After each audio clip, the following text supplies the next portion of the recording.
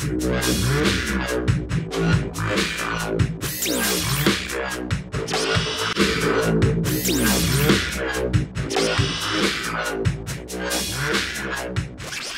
guys, Matt Allen here. Welcome back to Tactical Bass, and today we're going to do things a little bit different. We're in the truck, sitting at the gas station, fueling up.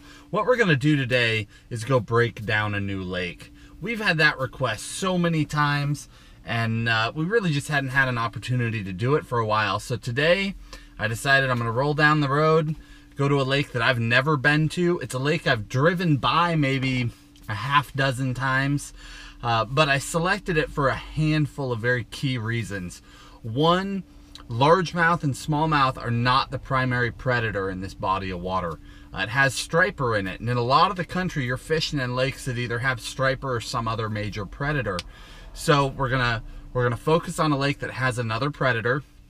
As far as I know, it does have largemouth and smallmouth. I have no idea of size. This is not a trophy lake. We're probably gonna catch little ones if we catch anything at all. But that's the plan. We're going to go out there, take a look at this lake. We're basically going at the worst possible time. It's mid-June right now, so our fish ought to be in some kind of a transition, right? They ought to be coming off bed, starting to get into that post-spawn, maybe starting to feed into summer, except the full moon was a couple of days ago. So there might have been one more wave of fish thinking about spawning. At the very least, it was going to screw up all the fish. So the bite ought to be about as tough as it can get. And then I know that in a lot of places around the country, you're limited hours-wise. Out here, we're very blessed. We can get on our lakes in the daytime, we can get on them in the nighttime, and parts of the country can also do that, but other places you're very limited. You have like that sunrise to sunset rule. So I went ahead and slept in a little bit. We're just getting to the gas station now. It's 6:40 in the morning.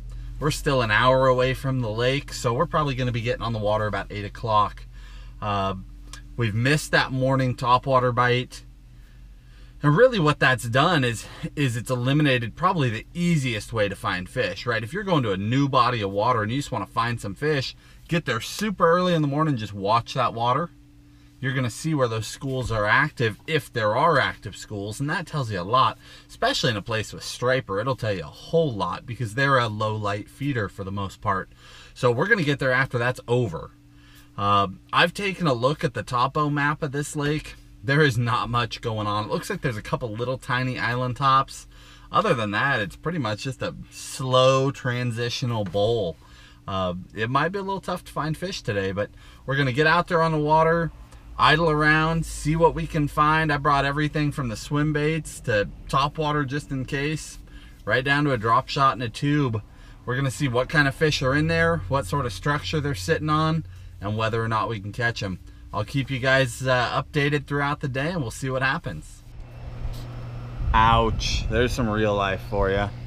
Welcome to bass fishing. Well, first impressions, lake looks good. It's visibility doesn't look bad. I'm thinking 2 to 4 feet, something like that. Don't see much grass right off the bat. Don't see much wood right off the bat. One big point, bigger than I expected looking at the map. Other than that, for the most part, I mean, you look down there on the shore, she looks pretty featureless. Not much going on, but we're gonna get out there and give it a whirl. Let's make sure it plugs in the boat. Yep, plugs in.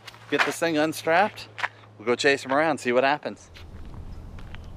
That's real comforting. I don't know. Hopefully we've got enough stuff to get us through one day on a new lake. Seems like there ought to be something in here that would catch a bass, huh?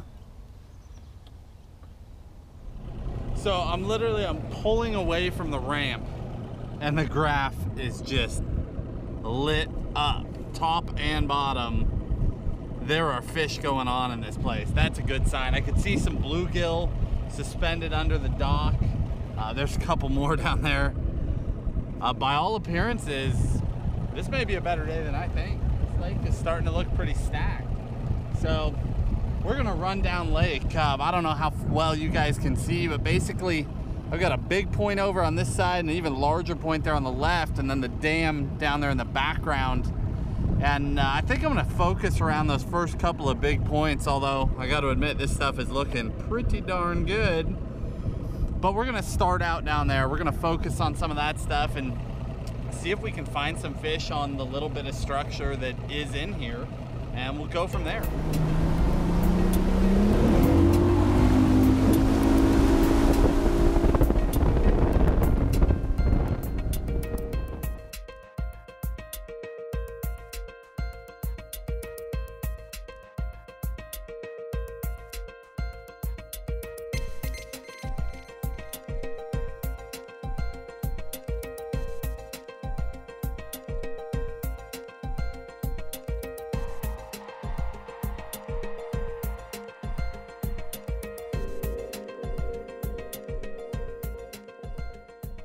So the goal number one when we get out on a new body of water like this is going to be, first, figure out the forage.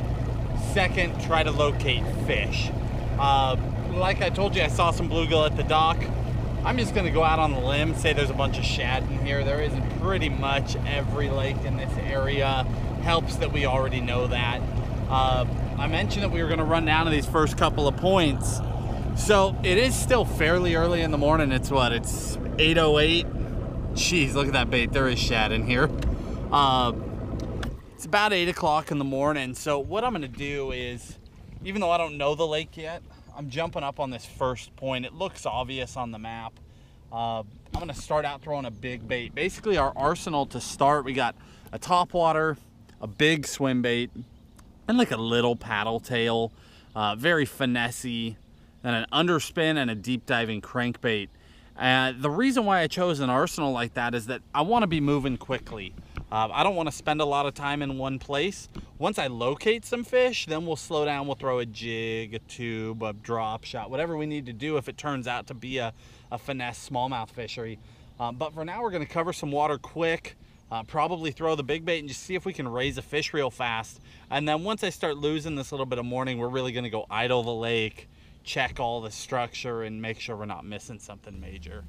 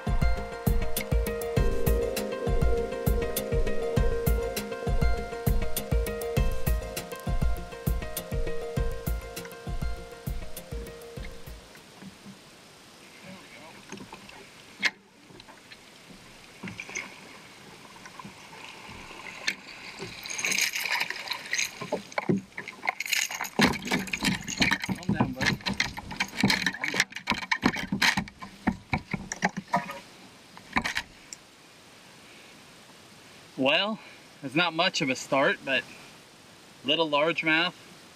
He's all beat up too, if that's any indicator. Sores on one side, ripped gill plate, but that's a start.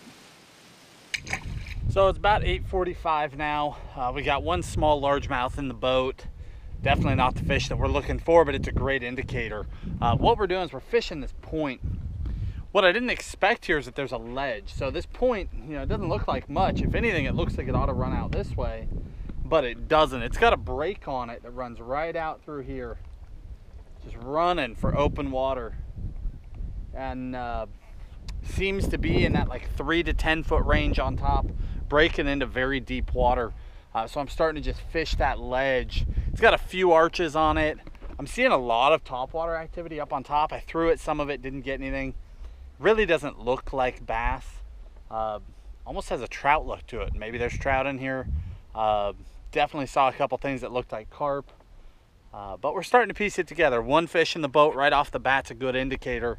We'll see if we can replicate and find some better fish.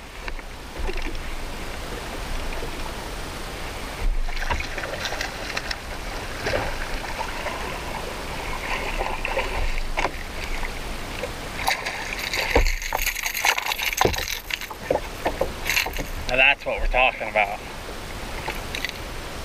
That's the sort of fish I was looking for. Really nice smallmouth. Just crushed. This topwater just absolutely crushed it. Beautiful fish. Now we're talking.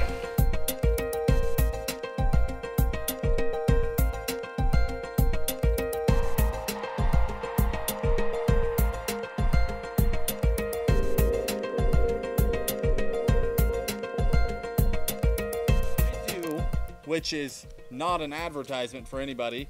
I open my reel when it's brand new.